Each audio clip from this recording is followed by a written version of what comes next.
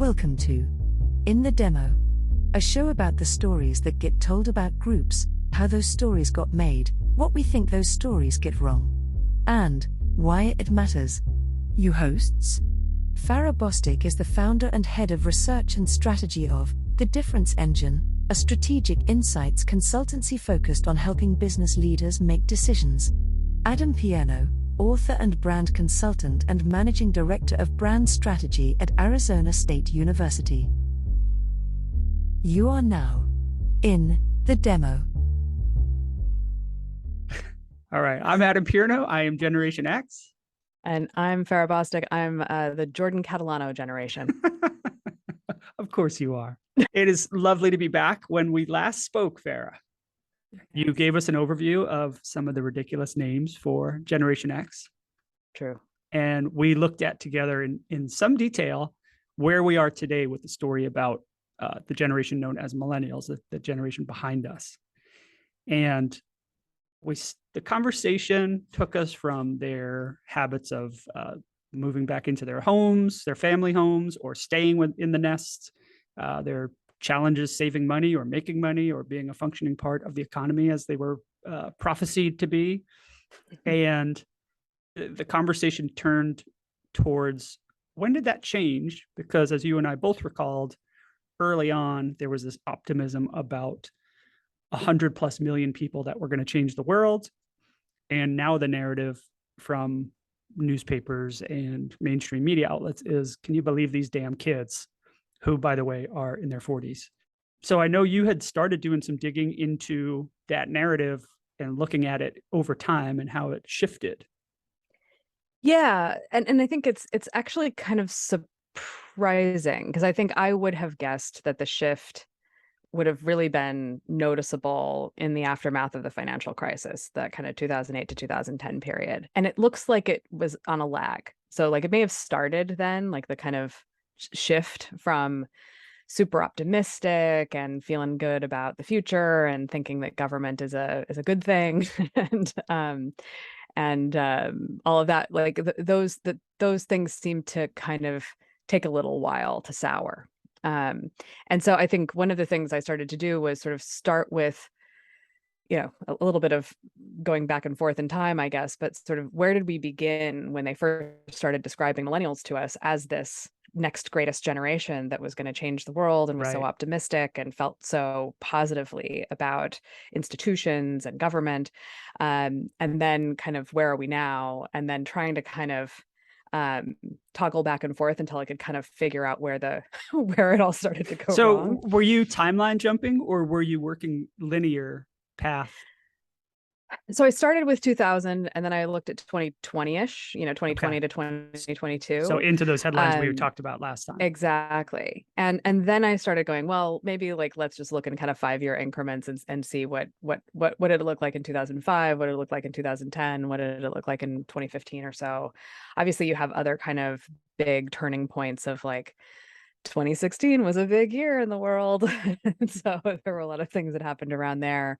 But I think, the interesting thing is, there's a lot of, first of all, there's just a lot of surveying about this, about kind of people's attitudes to government in general. Yes. And what they think government is for and what it's capable of doing.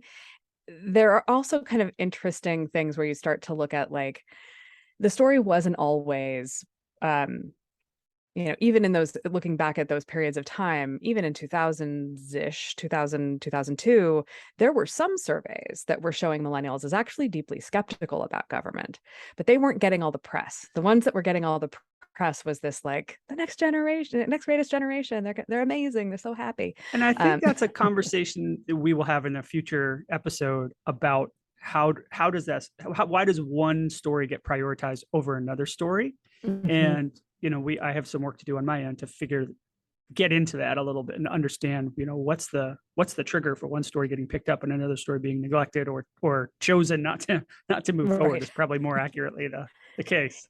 Yeah. And I think some of it is like, if you think back to that 2000 period, it's before 9/11, it's before the Iraq War, it's the end of that kind of 90s massive economic expansion for the US. it's peacetime, it's the internet, it's the rise of all these kind of new cool digital devices. That all starts to feel like destiny. Yeah. And so that's part of it. I think the other part of it is also a little bit of a reaction to Gen X, who had been so negatively cast as being, pessimists and slackers and cynics and not participants, and being like the products of divorce, drugs, and disease. And so this was a chance to start over. And I think we talked about that a little bit in some of our other conversations about literally like welfare policies starting benefits for people born after 1982.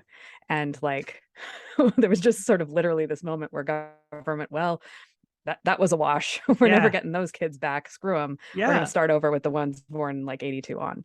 So I think it was just some of that. I think there was like an internal logic to the story that made sense to people. And it was also just a hopeful story of like, this is the sea change. It's the end of history, and everything from here on out is up and to the right. And we can see it in the kids. The negative connotations with watching Mr. Rogers and how that made us all think that we're unique and special, and how we all need participation trophies and awards because we need to be like congratulated for any amount of work that we do, and how that was a bad thing. I always thought it was funny because the generation that was criticizing us for watching Mr. Rogers is the generation that showed us Mr. Rogers. And thinking that we're special and unique isn't necessarily a bad thing.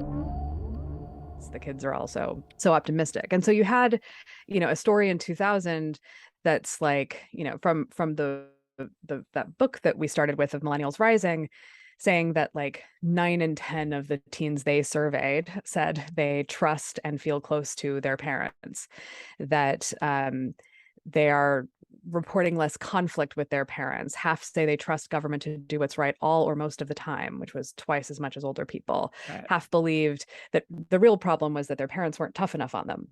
Like they needed kind of tougher rules against misbehavior in the classroom and society at large. But in general, we're trusting of government and large national institutions to do the right thing.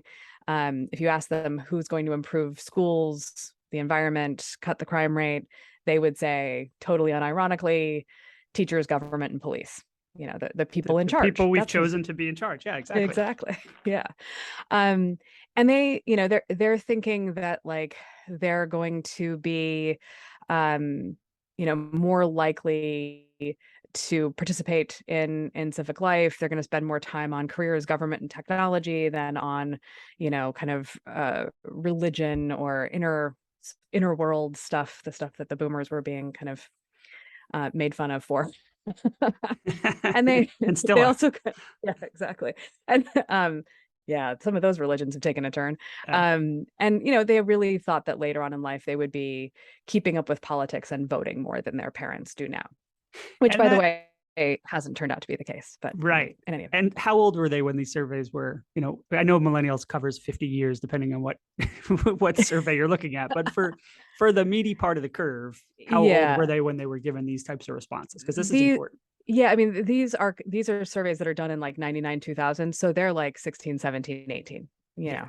So I think it's important to talk about the idea that I have kids that are early teenagers, 12 and 14. And watching them go from like, oh, I'm in elementary school, whatever my teacher said is the gospel. Mm-hmm. I trust my teacher, the principal is the authority, to high school where they're a little bit more like, I don't know about this guy. I don't know about this person. Dad, the teacher said this. Is this right? Can this be like, I think there's something wrong with this person. That sort of skepticism that creeps in as people get older and become independent thinkers. Mm-hmm. And when you're getting survey data from high school students that are eager to get permission to vote. Yep. Of course, it seems like you're going to vote, because honestly, why wouldn't you until you have a job, or until you have to take your kid to the dentist on that Tuesday, or until whatever other 50 things comes up that you're like, I don't know, I don't need to vote in the local election, or whatever excuse you make, or whatever real problem you have. Mm-hmm. So think it's interesting that so many people sank their teeth into it, because you and I have spent some time looking at those surveys for the generation ahead and the generation behind too, to see if it varied. Well, and that also was interesting because obviously Millennials Rising is looking at some publicly available survey data. They're also doing their own survey data, and that was a pretty, a robust size sample, but in a very geographically specific place. So they were doing most of their research in and around McLean, Virginia, particular kind of socioeconomic status, particular kind of demographic profiles. And so it's possible, probable that they've got a certain kind of sample bias there. You also have, a kind of ongoing survey that the Harvard Kennedy School Institute of Politics has done. They're mainly surveying college-age students, so they're a little bit older, but they tend to they were running a little more skeptical than the Millennials Rising data was showing. Mm-hmm. And so some of that may be Millennials Rising is more looking at high school students at the time as opposed to college students, and there's just sort of a thing that happens when you're trained in critical thinking. Yes. And also you're not living at home. Right. Yeah, right. There's just some kind of life stage changes that happen there.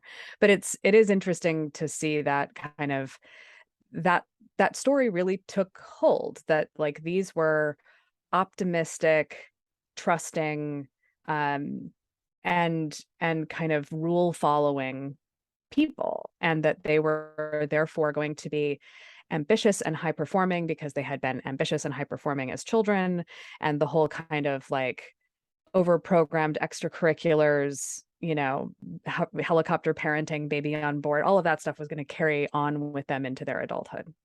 And so that was sort of the claim that was staked in 2000, was like, this is who they are as people, and that's how they're going to be, most likely. And now, obviously, in fairness to the authors of Millennials Rising, they did hedge a little bit and say, like, unless something comes along to knock them off course, they're the next greatest generation. Yes. And we should caveat, like, it is not fair for us to expect that they could predict the future, because to my knowledge, that's not possible. Still not possible. So who knows if there is no 9/11, if there is no .com bubble, if there is no Great Recession, if there is no 2016, if there is no pandemic, who the hell knows? Maybe the trajectory stays on this up and up course, and America is the sunny day, every day, Sesame Street land. Yeah. Who knows? The interesting thing, though, that I think happened in that period was that the kind of narrative about millennials didn't immediately shift. It didn't shift away from them being essentially optimistic and trusting and all of that. Instead, our interpretation, the collective kind of media environment's interpretation of them shifted. So it went from being the kids are all right, the next greatest generation, to what a bunch of morons.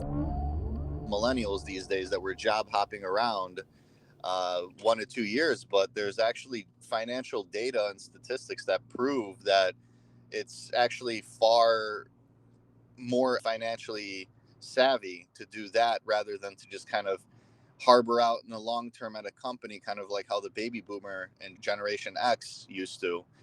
Unfortunately, this is the type of environment and economic climate we're in. We're forced as a generation to work as contractors rather than full-time employees for the long haul. Give me the example of when do you start seeing that? I think that takes to be honest, and that is something we talked about in our last conversation. I think it starts to sour when the kids graduate from college and start to enter the workforce. Yeah. Where like this greatest generation, gosh, they want an awful lot of attention. Yeah. That wave of media about quoting HR professionals and what are they called? SHRM is the organization, right? Yeah, that's the big one. Yeah, that is doing surveys and doing studies and essentially selling information that says, whoa, we have this new type of workforce and this new type of person that's coming into the workforce. And I know we told you they were optimistic, but that means they have high expectations. And that means if you're a boomer and you're used to going this fast, you better change your expectations of them. Yep, exactly. And I think, again, it's a story that's much more about boomers than about millennials. Like it's again a story that's like, hey, you boomers, you were expecting these kids to be so well behaved, but actually they're going to ask you a lot of questions, and they're going to not walk into the job at 21 years old knowing how to perform the job, which of course I don't know why anyone thought that was going to be otherwise, but but yes, I think that was where it went from being, oh, and I see it with my own friends as they talk about their Gen Z and Gen Alpha kids, of like, they're going to save us and they're just amazing, and oh, aren't they wonderful? And it's like, they haven't moved out of the house yet. They're generally good kids. They're high performing, all of that stuff, because you're affluent and involved in their upbringing and their education and everything else. And this is going to shift when they decide that they need to move back in with you for a couple of years to save money, or when their career plan doesn't work out, or when there's a recession, or whatever happens. So right now you're feeling great about them. And in a few years, you're going to be like, gosh, when I was their age, I did things differently. And why aren't they doing it like that? And every generation of parents has that experience. Everyone. Recognizing that my way was the right way and their way was wrong, even though when I was in it, I didn't know if I was still don't know if I'm making good decisions or not. Right. Exactly. Yes.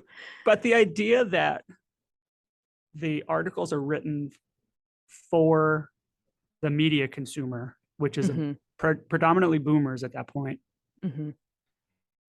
it's implied, but it's not explicit.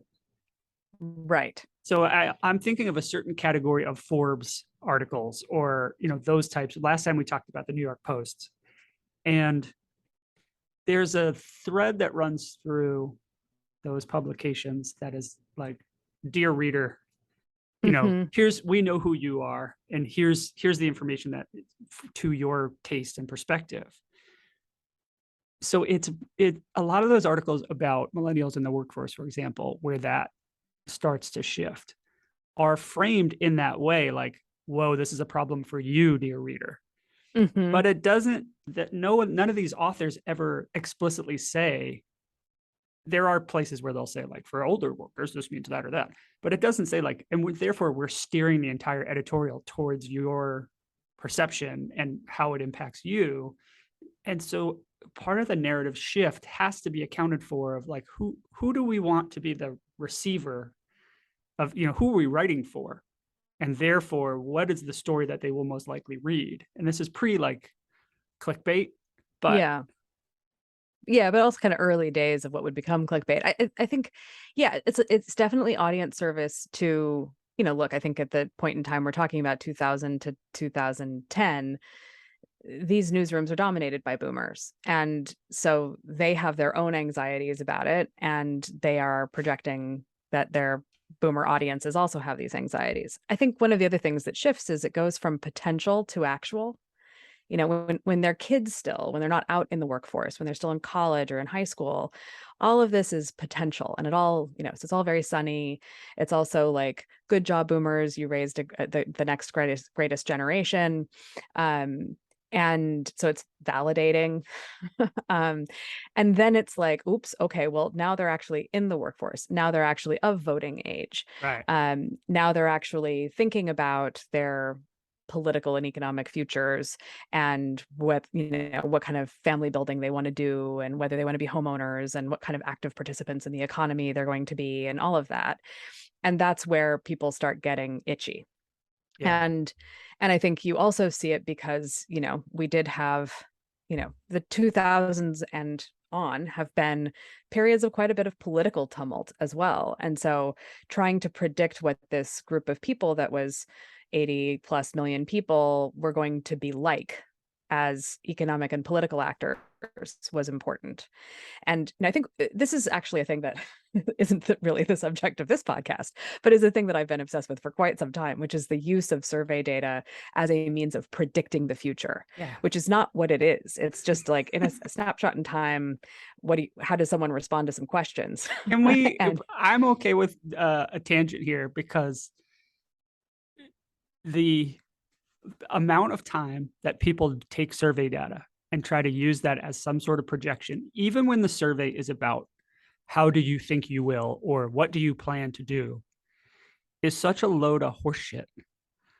I can't even predict, like, I brought a salad for lunch today, and there's only a 50-50 chance I'm going to go and get that salad out of the refrigerator and not go downstairs and get a hamburger. Like, even with the best intentions on a short time scale, people have free will, and weirdness happens all the time. So to take survey data of, I don't care how robust the sample is, and try to extrapolate that into going forward is really a scary, Yes. to really, I mean, maybe it's the best data you have, but it's not perfect. Yeah, and these surveys aren't even asking people to project about what they think they're going to do in the future. They're literally just asking them, like, right now, what do you think about X? Yeah. And so then it's like, well, this is who they are as people. It's cast in amber. They will It's never locked be any in. different. This is how they are. And I think that's the other thing that I feel like is fascinating about looking at the evolution of it, because it is at every point in time, it's like, this is who they are. Yeah. And then 5 years later, we ask the same or similar questions and their answers are a little bit different. And we just forget that, okay, they used to think this and now they think this. Now, what I hear about millennials is that they are less willing to do some of the things that the generations before them did, waiting to have children, um, waiting to jump into education, school loans, debt, taking more time to travel, that they are more conscious of their communities, the people around them, kind of banding together as we talk about, even like politics, how they aren't necessarily drawing party lines. They're more accepting, more liberal, and willing to just embrace change. So instead of reporting it as a trend of like declining trust in government over a 20-year period, it's like we just forget that we ever said that they trusted government. Yeah. And so now all of a sudden it's like, uh-oh, we woke up and asked some millennials some questions and it turns out they think a military junta is a great idea, whatever. Yeah. Like, Right. and it's like, first of all, no. And secondly, like that story should be a story about a trend line on the decline as opposed to a trend line on the rise. It's also not terribly surprising. Like, yes, young kids living at home in an affluent suburb of the DC area whose parents are probably government workers of one stripe or another, Yes. and do pretty well for themselves. Of course they think the government's great. The government is how they have food on their table. Like, Right. that's how they have a roof over their Right. heads. That's where my dad works. Like, my mom works there. Yeah. So sure, they feel good about it. Ask them 20 years later when they're on their own and they're not themselves government contractors, and they may have a different set of opinions. Gosh, I don't know why. Yeah. Like, just people change, times change, context changes, all of those things change. And so it is just very interesting because there's this like, well, they say they're going to vote more than their parents. It turns out nobody votes more than baby boomers, by the way. Baby boomers are the votingest group of people. And I'll tell you my theory for that. They're the first group of people who got to vote at 18. Mm. So it was like an early habit. They started earlier. And it's Yeah. just the greatest predictor of voting is registration. If you're registered to vote, you'll vote. It's like an 80% incidence. There's So also the hardest thing is getting them registered. In the case of boomers, they also have there's a cohort that has more time. They are retired, which which many of them are able to be, which as a Gen Xer, maybe I will never retire. As a millennial, you almost certainly will not. Yeah. So they have time on their hands to go on a Tuesday morning and vote. Or to handle the mail order, or whatever you're doing. Yeah, exactly. And like that also has ever been thus. Seniors always have kind of turned out to vote in greater proportions than younger people because they have the time. Yeah. My high school economics teacher, Dr. Greco, used to refer to them as the Gray Panthers, and he would say that they would get into their Buicks and roll down to the polls. It paints quite a picture. Yeah, so you definitely painted a strong picture of that. And I so can smell the interior of the Buick. You really can. Yeah, it smells like cigarettes. Yeah, yeah, it does. Oh, yeah, that's a vivid, and wool. Yeah. So like they seem to kind of potter along for actually quite a bit of time. Like even in 2010, surveys are showing that like at that point, so it's 2010, 18 to 32-year-olds are giving the government more positive performance ratings, strongly favor a significant role for government. They're like, and so then you have sort of reporting that sums it up by saying something like this Hart research Associates survey from 2010, millennials' distinctly pro-government outlook may well be a leading indicator of a nascent rebound in public confidence in government. Oh yeah, that didn't turn out to be true, did it? No. And yet, you'd also ask them about, like, are you worried about whether the government is managed well or spends money efficiently? And they would still say, actually, yeah, I think it's often poorly managed and doesn't spend money very efficiently.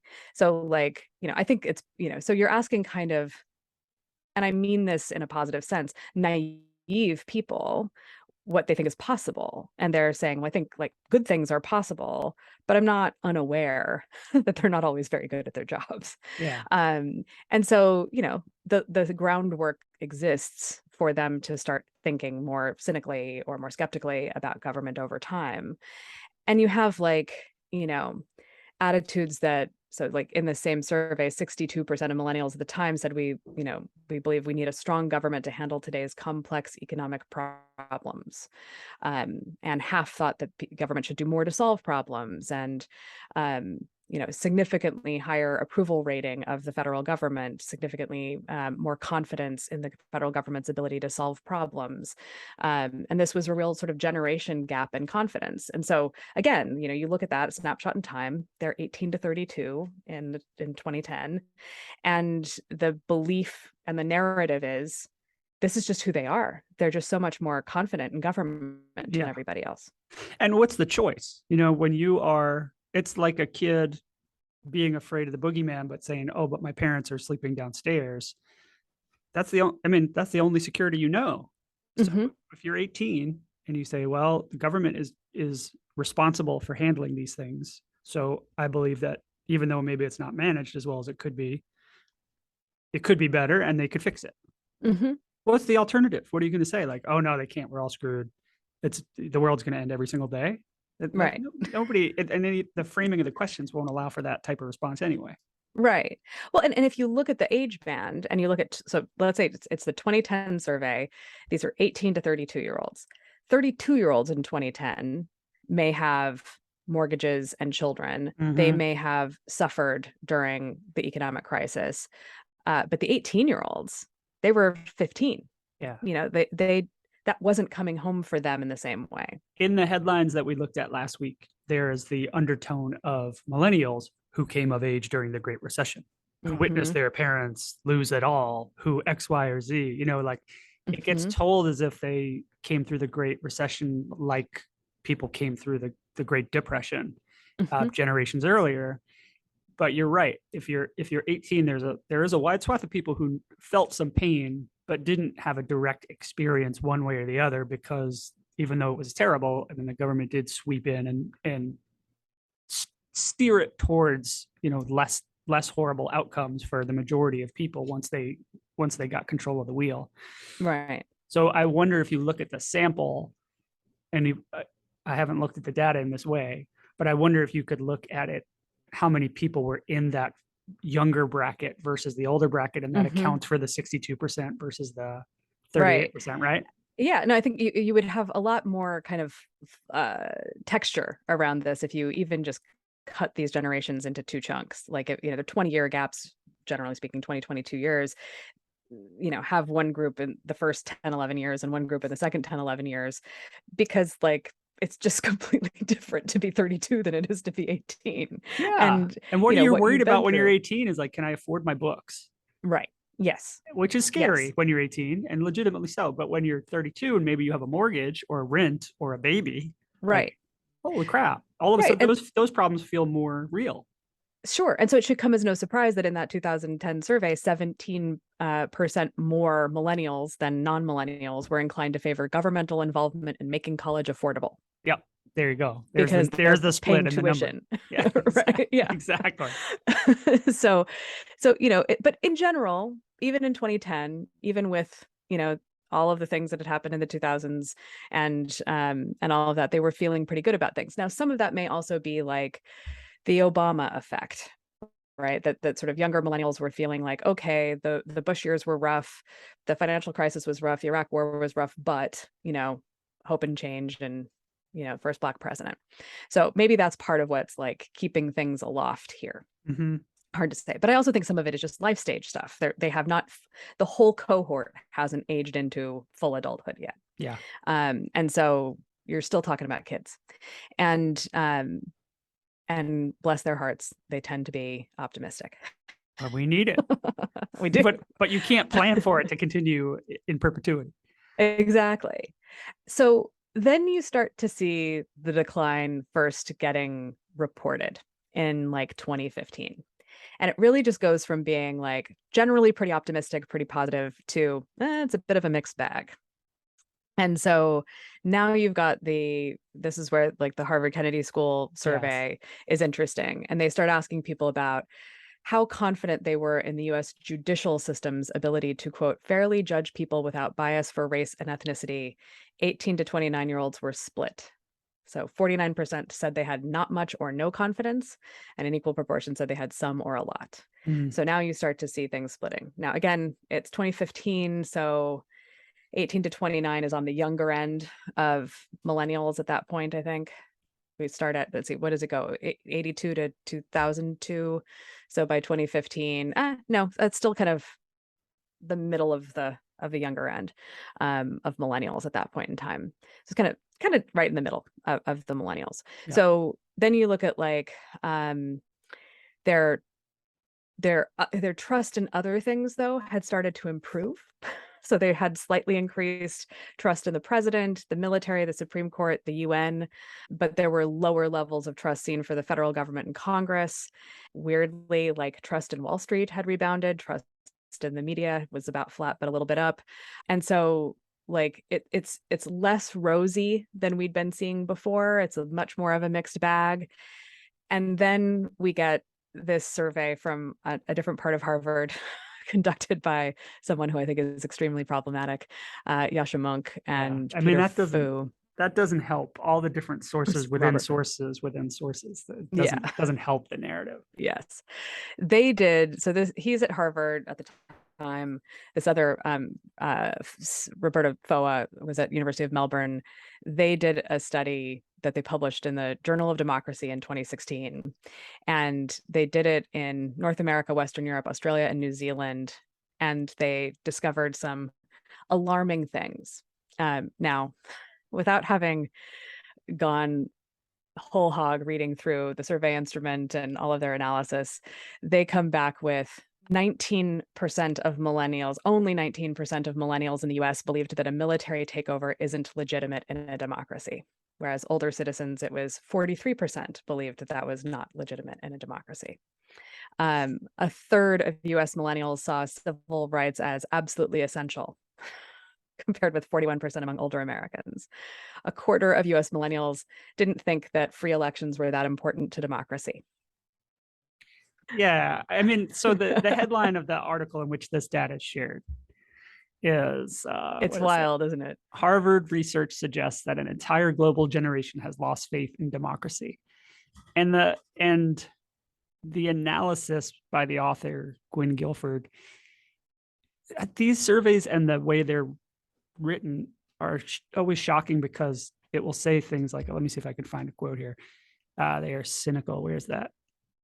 They are more cynical about the value of democracy as a political system, less hopeful that anything they might do might influence public policy, is a quote from the white paper itself.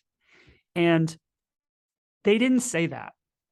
You asked them a series of Likert scale questions and yes, no questions. And in some cases, you have to admit, they may not even understand what their answers add up to or the narrative that it could contribute to, but it gets projected out in this way that is, what year is this, 2016?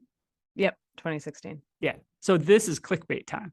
Yes, it is. And so that headline is like, oh, I have to read this article. And exactly. That's where the narrative gets shocking all of a sudden, right? Exactly. And the things that they're doing is saying like, okay, they're much less likely or much more likely than older age cohorts to say these things, but they're still like, it's still small proportions of people. And the other thing is that the age breaks are like 16 plus. So it's like 16 to 24, 25 to 34, 35 to 44. By 2016, 16 to 24, I guess, is the bottom, the youngest millennials you can talk to. And so they're the most likely to say that having a democratic political system is a bad or very bad way to run this country. And, okay, so once again, my qualitative tendencies showing, my reaction to that is to go, do they understand the question? Like, Right. what do they think that means? What is a democratic political system in their minds? And do people on that entire age spectrum understand that question the same way, with the same Right. context, especially across all those geographies? Mhm. And what your experiences with a quote unquote democratic system and what is actually a democracy are varied in that subset. Well, and the other part of it is even comparing like US to Europe, which is how one of the charts that's presented in the piece works, is fascinating too, because like a democratic political system in the US is pretty much unique. The only other country in the world that had a constitution like ours was the Philippines. Mm-hmm. No joke. And that's because we wrote it for them. So, no one else has our constitutional system. Nobody else elects leaders the way we do. And so a democratic political system in the US is just fundamentally different than in a parliamentary system or in a constitutional monarchy or any of these other kinds of systems in Western Europe. Right. So we're comparing apples to oranges. And so seeing that like Europeans are more, less likely to say it's a bad or very bad way to run this country also speaks to the fact that they live in coalition style governments. Yeah. They have more explicit rules about representation. They have, they have social services and social safety nets. They're not as heavily militarized. Like there's a bunch of things that make their systems different than ours. So I'm not terribly surprised to see the US a little less democratically inclined than Europe, for example. But we're not talking about the same systems. Like run this country. They're talking about the countries they live in, not about democracy in general. Not globally, just the concept of democracy. Right. Which we don't have an agreed upon definition of. No. It's like pornography, right? It's like, I know it when I see it. Well, and how many of those 16-year-olds are like going to school where they were told that it's not a democracy, it's a republic, and all of that kind of stuff. Like, do they even know what they're answering? Yeah. But this was massive clickbait in 2016. I mean, this particular piece came out right after the election. It was the year of both Brexit and the Trump election, and there was just a void into which people felt that they needed to pour their explanations for why these unexpected things happened. Yeah. When one of the simplest answers for why Brexit happened is extremely low voter turnout. Yeah. Just extreme. People just didn't think it was going to happen. They didn't care. They didn't show up. Yeah. Disinformation and low voter turnout. There's also, that's how that one happened. This piece is also maybe, so I want to be fair to the researchers, and like, I think maybe you can be fair to the researchers. Well, I don't think that Yasha Monk is acting in good faith. But that's fine. You're probably right. But this article in particular doesn't represent survey data the way we normally would. So they do that thing, like ad agencies are guilty of this all the time. It says only about a third of US millennials see civil rights as, quote, absolutely essential in a democracy. And what that means is, on a 5 or 7 point scale, normally how that would be presented is you would take top two box. You would take absolutely essential or somewhat essential or whatever the second choice is. And you'd factor both of those together, knowing that there's some variance in people's comprehension. But what this article does, which I think is bad faith, is they just take that top answer because it's a lower number or a more shocking number to make their point that they're constructing, again, for a particular audience type, a reader of courts, that they want to have a takeaway. Now they're not just reporting; they are sculpting a narrative. And that's where it's like, how much? You're right. How fair can we be to the researcher when it's presented in this way? Right. And I think the thing that they did, I mean, when you click into the actual article that Monk and Foa published, they also tended to take top box. And only top two box if it told the story they wanted to tell, which was that there was increasing support for authoritarianism in the US, particularly among young people. And I think, there's, look, I think they're trying to explain something that's happening in the culture and looking for evidence where they see it. And it isn't not alarming. It has that for a double negative. Like it is sort of like, wow, that's more people than you would like. Yeah. Who we all who agree it's think a not good. thing. Yeah.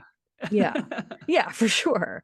And and so that, I think, but that moment in time, the 2016 kind of political crises in the US and the UK, shifted the story officially. Like that became the real pivot point for the media about thinking about whether young adults have trust in government or not. So then when we get to 2020, Pew Research is showing young adults being just sort of pessimistic about lots of things, like in general, seeing others as selfish, exploitative, and untrustworthy. 73% of 18 to 29-year-olds in 2020, although if that's 2020, yep. So it's still millennials. Most of the time, people just look out for themselves. 73% agree with that statement. Yeah. And they're more pessimistic than their older millennial cohorts, as well as young Gen Xers and boomers. Boomers are actually, the least likely to say that most people can't be trusted, which is interesting. Yeah. You wouldn't think that from their political behavior, but also their confidence in military, religious, and police and business leaders is generally speaking lower than older cohorts across the board until you start getting into scientists, journalists, and college or university professors. So younger people have still a bit more kind of trust in experts, I guess I would call those people, but much less, a 22% deficit for the 18 to 29-year-olds versus 30 to 49 and 50 plus for the military, for example. Much less than 21% deficit on religious leaders, 18% on police officers, 16% on business leaders. So you just get this change in which institutions they trust. And I think that probably a lot of that has to do with, as I will continue to say until I stop saying things, context and life stage. What a surprise. And all the research that I did about millennials when I, in the 12 to 16 range, it kept coming back to that same idea where it was about life stage. It was about what are the problems they have in front of them. It is not about an age range that spans 14 years and covers every part of the country or world. If in some of the global research, it's about like, no, I have a newborn. No, I just have a mortgage. No, I need to pay my rent. No, I need to afford my books and tuition. Right. Those are the problems people have, and that's how they answer these questions. Yes, it's not a function of what, again, it's not a function of when you were born. It's a function of what you're going through right now. Yeah. And what your experience is right now. And that's the frame you have for any survey instrument, even the most carefully crafted and reported one. It goes through the filter of humans, which makes them flawed. Yes. Well, flawed, but I think even it's highly contextual. It's like, what's on my mind at the point in time that you ask me. And this is always sort of the, one of the things that that I learned when I was working on soap operas is that like the weather in a market might be a predictor of whether people watched a soap opera. So like on a rainy day, on a rainy day, you're not outside with your kids or outside walking or outside doing the shopping or whatever else you're doing. You're inside folding laundry. And so that's what's on TV. Yeah. So it's not necessarily a representation of a result of the writing or the casting or the storyline. It's just like, it rained. It's the same thing with football and baseball's ratings, like you can see in cold weather places, the ratings are higher. In LA, they're lower because I can be outside at the beach. Right. Why would I want to be in a dark room watching a football game? Well, and that was when I just learned yesterday that statewide races, like in Texas, they do their debates on Friday nights. Yeah, because they don't want people to watch them. Yes, because everyone's at the football. Yeah, you're watching high school football. You're not at home watching Beto debate Greg, whatever his name is, Greg Abbott. So like, so much of this is just like, it's almost like, it's the NPR recording, sound test thing. What did you have for breakfast? Like, it's almost like you should ask people, how's your day going? Yeah. And just get them to score like, this is a bad day, it's a good day, and then ask them the rest of the questions. That's not a bad idea, actually. Yeah. And then you could filter by like, oh, having a bad day. I can at least look at it for people that are having a pretty decent day. It's like an NPS for your day. Right. Want people with an 8 or better. Yes, filter the data through that, and then you might actually get some interesting ways of sorting it that isn't just solely about like, oh, this is just who they are, and because they were born in Forever. 1982, therefore this is who they will be forever.